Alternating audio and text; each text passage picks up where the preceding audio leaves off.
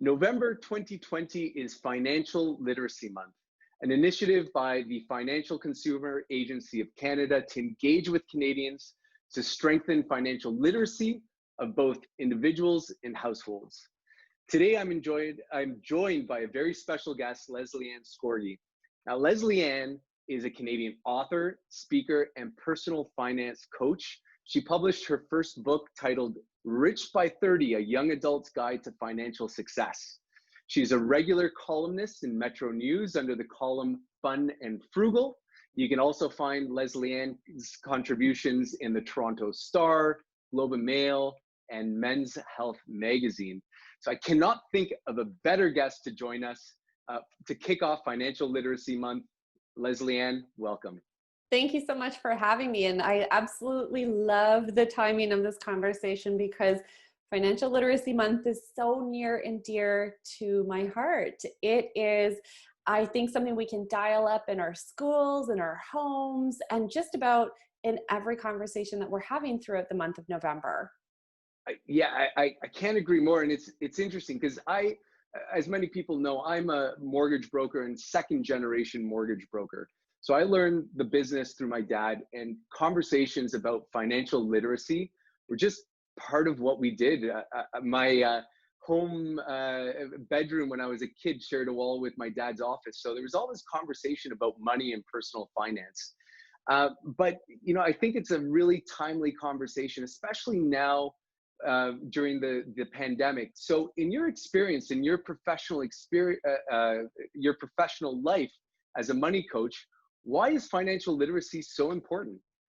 It is the pivotal thing that will help someone build financial security. And let me get more specific. We actually have research that shows that financially literate and organized people are about 3 times more likely to achieve their financial goals than those who don't have basic money skills and the supporting organizational structure to help them win at building financial security.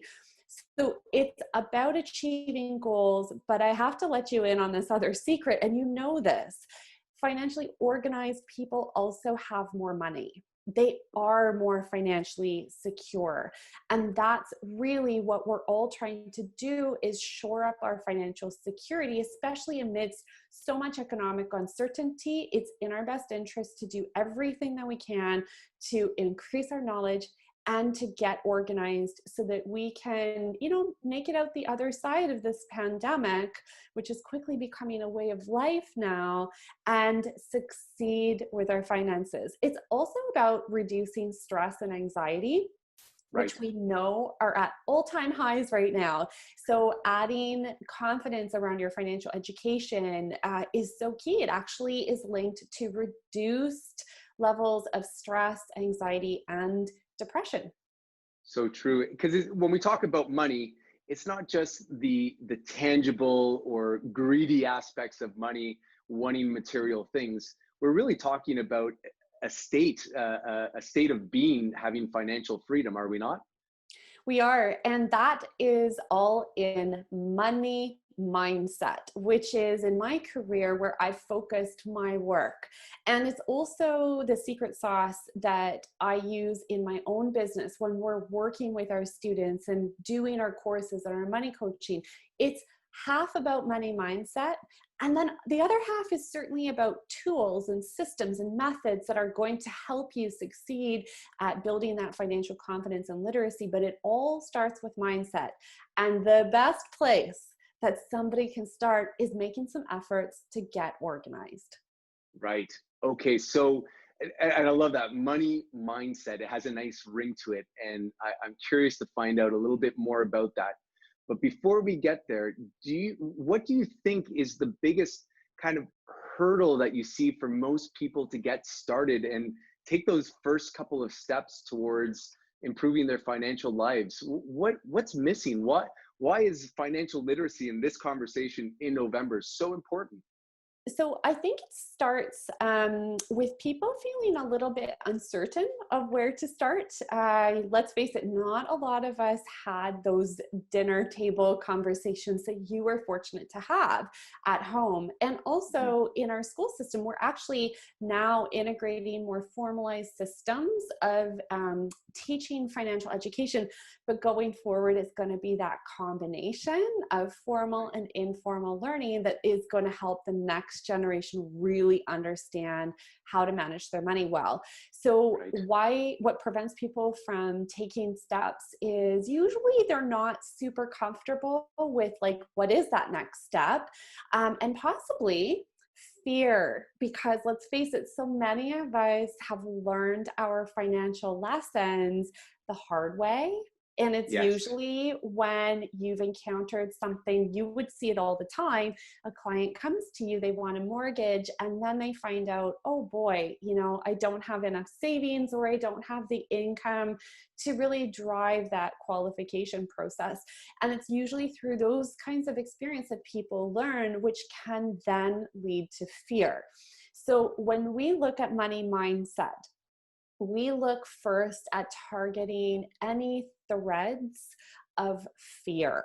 So we actually go to the mindset first before we go to the tools, because we know that if we can work on the mindset where you shift control into your own hands, and that is as simple as saying, I'm ready. I'm ready to take control, which hopefully you'll do in the month of November. You say, I'm ready. That's the first step. The second step is then we begin to introduce some tools. And some of those tools can be as simple as, okay, well, I think I may need to learn how to budget. Something as simple as budgeting that has previously maybe incited fear. We try to get over that, right? It's kind of math. Oh my gosh, math, yes. not math. Yeah. So this is all about, we always work toward mindset first. And I'm going to let you in on a bit of a secret here. When we talk about money mindset, when we talk about going and targeting that scary spot of financial fear, it does mean that the person who wants this says, I am worth it. It is an act of self-love. It is an act of self-esteem. And so we start there. And let me tell you, tools are plentiful. But if you can't pivot on that mindset to tell yourself that you're worth this effort, it's going to be really hard to fix your financial literacy with any tool. So we got to start there. Oh, that's brilliant. That's brilliant, Lesley-Anne, because we see, you know, even my experience dealing on the mortgage side, the purpose of arranging financing is either to purchase a home, to refinance debt, but every time it's not just the transactional nature of it. There's always a deeper emotional connection. And as we start asking questions about why it's important to buy a home, why it's important to have security, why it's important to, why did you accumulate $50,000, $100,000 in debt? There's always an emotional story tied to it. And I think what you're expressing really gets down to the root, the fundamental root of why money and financial literacy is important. I really appreciate that insight. Now, Lesley-Anne, let me ask you this. You have a wonderful website called MeVest, and tell me a little bit about what you do through MeVest and with your different money coaching experiences and services that you provide. Certainly. So mevest.ca is where you'll want to head. And on there, we have a very popular blog where we feature hot topics. This is the stuff that's really relevant right now. It's what's happening to your money. So if you want to get plugged into some current financial best practices, please join us on the blog and sign up for our newsletter. But the core, the fundamentals of what we do at MeVest, it's financial education. And we have two streams to do that. We have our money coaching stream, which is like working with a money therapist. In plain speak, you're going to unpack your money mindset, and then you're going to customize a plan to move forward with tools that are going to work for you, your household, your personality. So it's very one-on-one focused, customized. And then we have a very popular and growing course-based education stream. So at the front end of the pandemic, I checked my inbox in April, in fact. So we were 6 weeks into the pandemic, and I had 18,000 messages.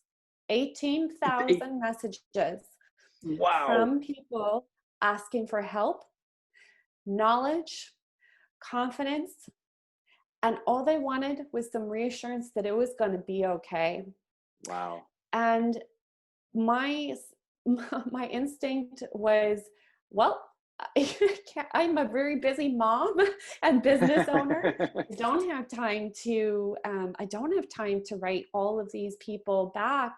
But what I do have time for is to rethink my own business model about how we reach people and how we provide our financial education. So fast on the heels of April's overflowing inbox, myself and my small but very mighty team launched our course-based platform.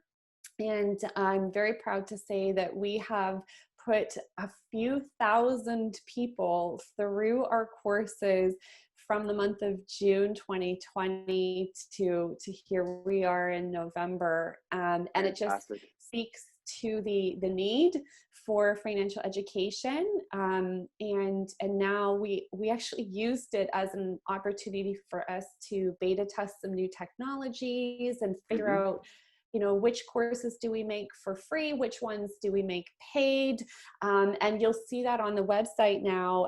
We actually have 2 paid signature courses, and we're always offering some free course material for those that can't afford to pay right now, but maybe down the road.